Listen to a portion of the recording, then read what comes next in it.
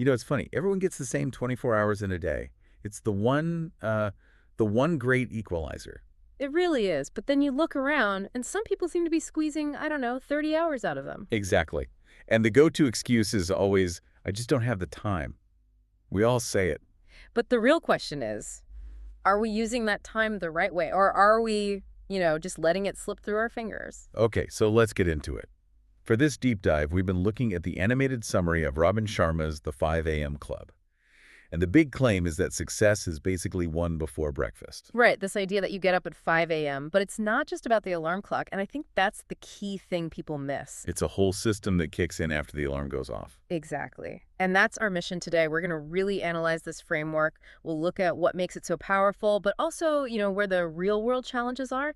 Can an average person actually do this? Let's start with the absolute foundation of the whole thing, the victory hour, from 5 a.m. to 6 a.m. He calls it a sacred bubble, and it's built on this 20-20-20 formula. It sounds super rigid. Well, it's very intentional. Each part is designed to prime a different aspect of you before the world starts making demands. Okay, so let's break it down. First up, 5.0000 to 5.20 a.m. is MOOF. 20 minutes of intense movement. And we're talking anything that gets your heart rate up right. Yeah. Skipping, jogging, jumping jacks even. Yep. But I have to ask, isn't that a bit, I don't know, stressful? Hitting your body with intense exercise the second you wake up. That's a really common concern. And, it's a valid one. But the author is careful to say this isn't about, deadlifting or running a marathon. It's just about getting the blood flowing.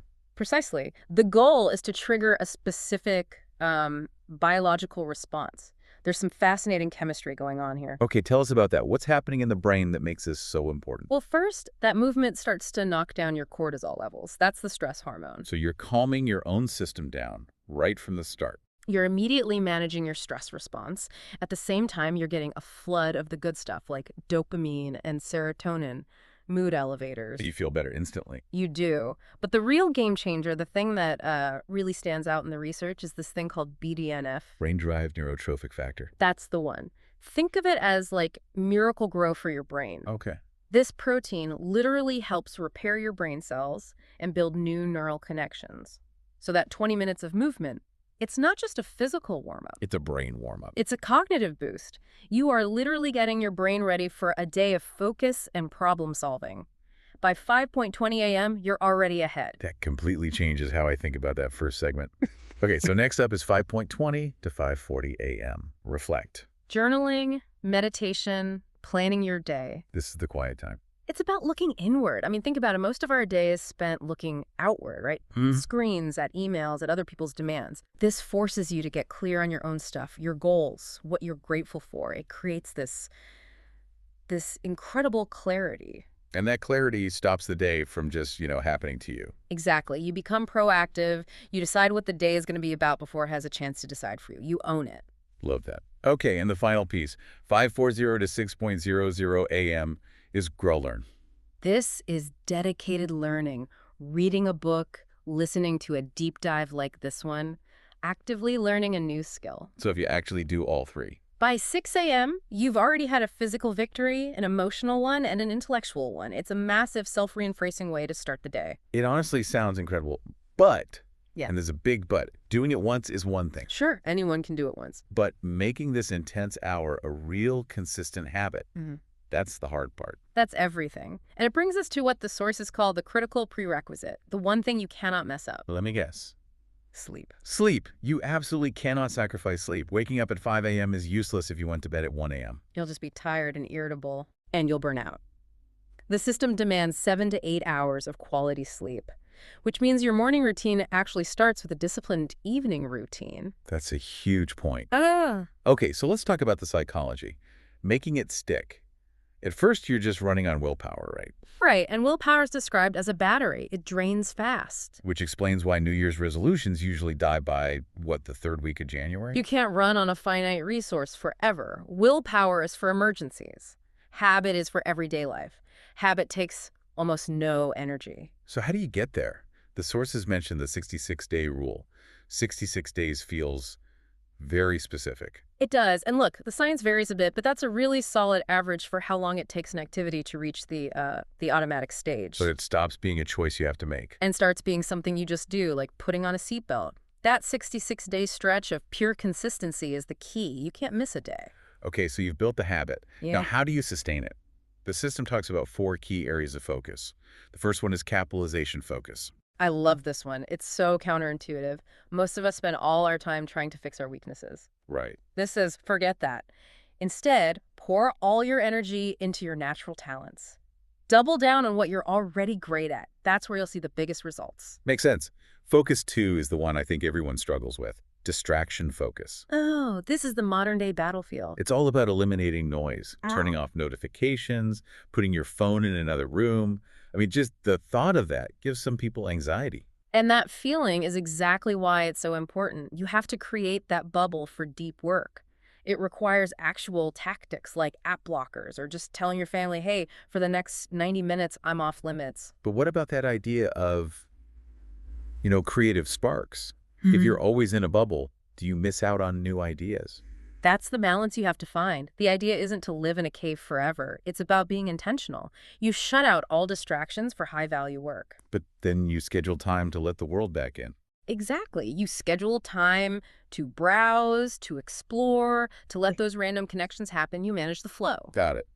Okay. Focus 3 is personal mastery. This is all about the 4 internal empires. Right. The idea that you have to win the war inside before you can win on the outside. And those 4 are mentality, heart, physical health, and spirituality. Your thoughts, your emotions, your body, and your sense of purpose. And what does spirituality mean in this context? It's not about religion, necessarily. It's more about your why, your connection to something bigger than just your own daily tasks.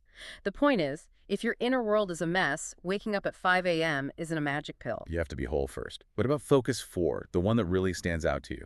Day stacking. This one is just brilliant because it's so simple. It takes all the pressure off. Day stacking is just about getting 1% better each day. 1%. It sounds like nothing. I know, but this is where the math gets crazy. It compounds. If you get 1% better every day for a year, you're not 365% better. You're much more than that. You are 37 times better. That's the power of tiny, consistent gains. Wow. That's way more reliable than just waiting for motivation to strike. Motivation is a wave. It comes and goes. A habit built on day stacking is the current. It's always moving you forward, even on the days you don't feel like it. Okay, let's switch from the morning to the rest of the workday. We need tools for execution. The 90901 rule really jumped out at me. It's pure, focused power. The rule is, for the next 90 days, the first 90 minutes of your workday. Which might be at, say, 8 a.m. after the victory hour. Right. Those first 90 minutes are dedicated to the single most important project you have. The one.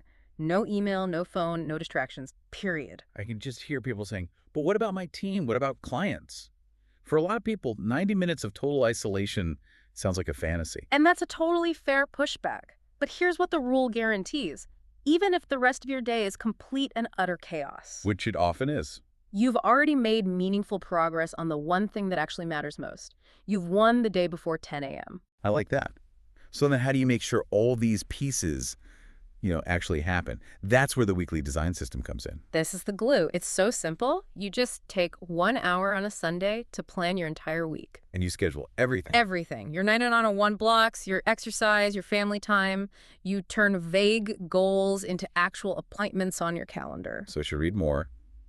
Becomes Tuesday at 5:40 a.m. Read chapter 5. Exactly. It removes the decision-making from the moment, which makes it so much easier to just do the thing. Okay, finally, let's talk recovery.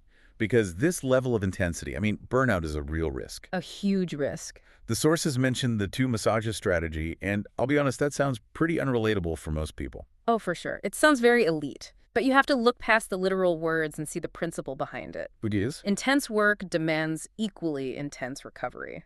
It's not optional. So the massage is just a metaphor. It's a placeholder for whatever recharges you.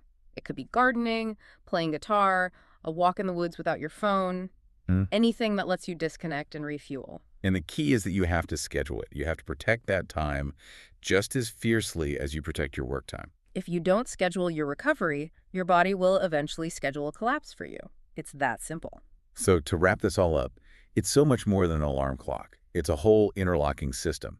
You've got the victory hour as the daily routine, The 66-day rule for building the habit. the 4 focuses for mindset, Yeah. and then the productivity rules for executing during the day. It's a full-stack approach to high performance. Winning the morning really is about building the foundation for your entire life, one day at a time. As we finish, here's a final thought for you to consider. We've spent this whole time talking about the start of the day, the victory hour, preparing to go out and conquer the world. Setting up for the battle. Right.